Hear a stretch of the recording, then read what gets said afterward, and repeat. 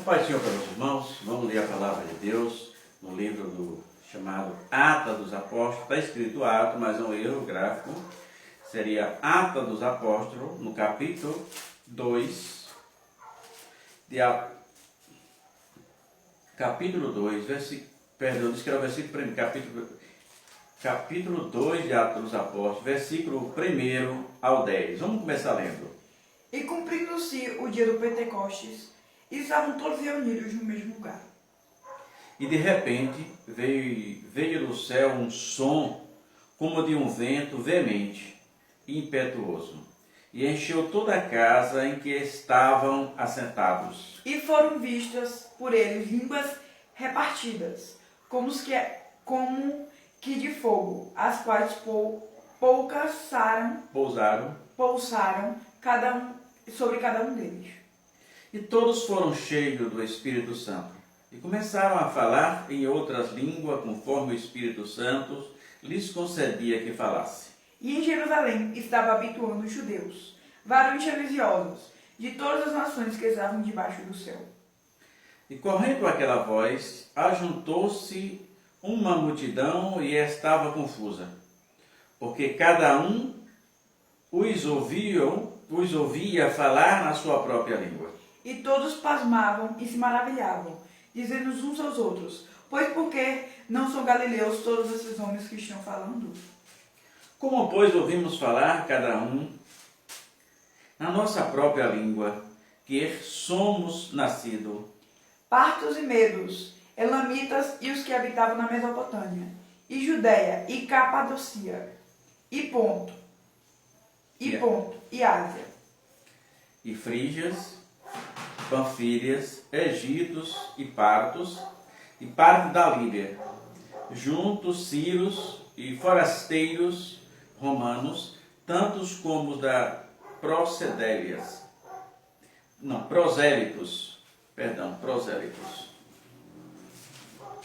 Mas eu quero falar hoje um pouco, para que a gente entenda o tamanho da meninice que há no meio da Igreja de Cristo. Até se admite que quando alguém, no início da sua fé, quando ele é batizado pelo Espírito Santo, com o Espírito Santo, como queira dizer, até se admite que ele não se controle, pois é uma questão de amadurecimento. Questão de amadurecimento. E o que eu quero chamar a atenção?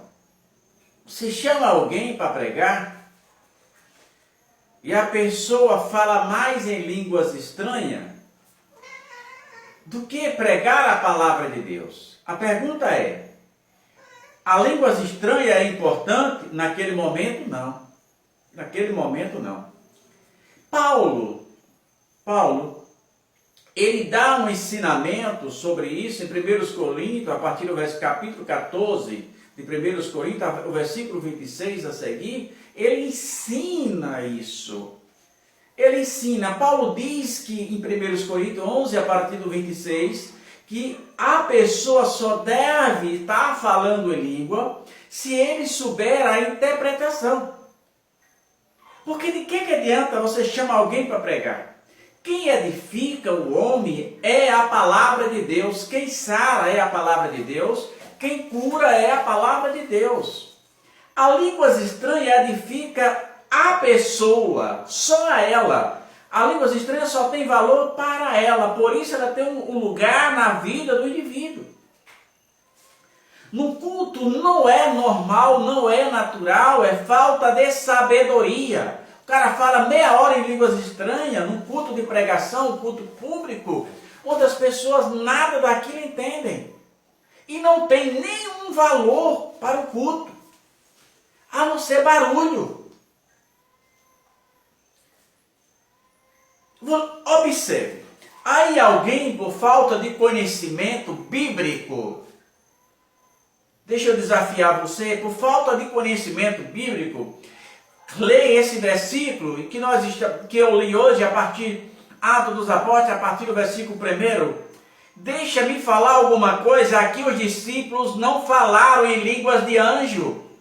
Porque se os discípulos falassem línguas de anjo aqui, qual seria o proveito? Serviria para quê se os discípulos estivessem falando em língua de anjo? Para de meninice, conheça a Bíblia. Aqui é um dom linguístico. As pessoas falaram em outras línguas de acordo com a necessidade aos povos que estavam ali. Quase 14 nações são citadas, porque são citados os medos, persas, elamitas, que habitavam na Mesopotâmia, na Judéia, na Capadócia, ponto da Ásia, Frígia, ao quase 14 nações. Agora imagine, nações, agora imagine se os discípulos estivessem falando línguas estranhas. Aconteceria o que de anormal? Nada. Enquanto alguns achavam que ele estava louco, os outros diziam: nós estamos ouvindo falar cada um do nosso idioma. Como é que esse povo sabe a nossa língua? Não são esses galileus? Como estão falando? Então, irmão, falar línguas estranhas na hora da pregação para encher tempo é de uma meninice inaceitável.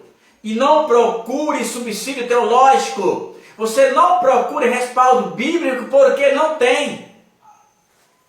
Mas, Juraci, você está dizendo que não tem respaldo bíblico? Está falando línguas estranhas em público quando esses camaradas faz?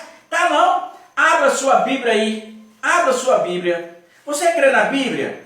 A Bíblia é a regra de fé e conduta. Ou eu vou crer na Bíblia como ela é, ou eu não vou crer em nada. No passado também houve essas meninices no meio da igreja de Cristo. Foi preciso Paulo chamar a atenção.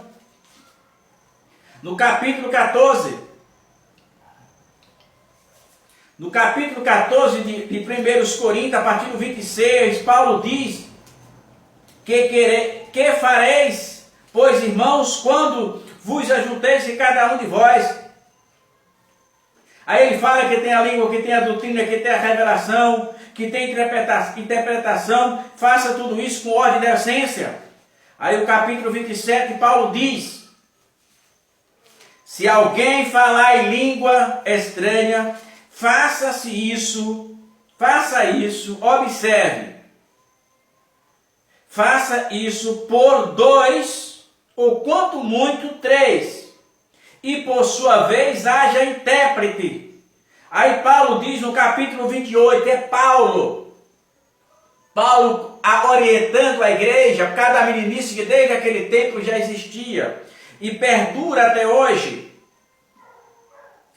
Aí ele diz: mas se não houver intérprete, esteja calado na igreja, fale consigo mesmo e Deus. Fale 2 ou 3 profetas. E assim, aí Paulo, depois de dar o ensinamento, para você que acha que eu estou errado no que eu estou ensinando, veja o que Paulo diz no mesmo ensinamento. No capítulo 37, Paulo fecha o capítulo fecha a explicação dizendo: se alguém cuida ser profeta ou espiritual, reconheça que as coisas que eu vos escrevo são mandamentos do Senhor. Mas se alguém ignora isso, que ignore. Então, irmão, ali no dia de Pentecostes, Deus não é ignorante. Deus não é como, talvez comigo e como você. No dia de Pentecoste não foi línguas de anjo. No dia de Pentecoste foi um dom linguístico, onde o Espírito Santo concedeu que as pessoas falassem na língua, por exemplo, dos medos persas, dos gregos, daí por dentro dos gregos humanos. Então as pessoas falavam na língua da pessoa, para que a pessoa entendesse a mensagem da cruz. Então, porque Paulo diz que se você fala língua estranha no meio da igreja, não está adiantando em nada. Mas Juraci nada, a Bíblia é a palavra de Deus, ou você crê na Bíblia ou não crê em nada. A igreja está cheia de meninos sapateando, pulando no meio da igreja de Cristo, dizendo que é poder de Deus. Isso é meninice. Poder de Deus é autoridade. Poder de Deus está no verbo, está na ação. Quando você ora que Jesus cura, quando você repreende o inimigo, que ele sai, isto é poder. O poder está no verbo, como Pedro, na simplicidade, na sua humildade, diz assim: não temos prata, não temos ouro, mas o que temos te dou. E a Bíblia diz que ele pega pela mão, levanta e anda, e o coxo andou. A autoridade tinha Pedro.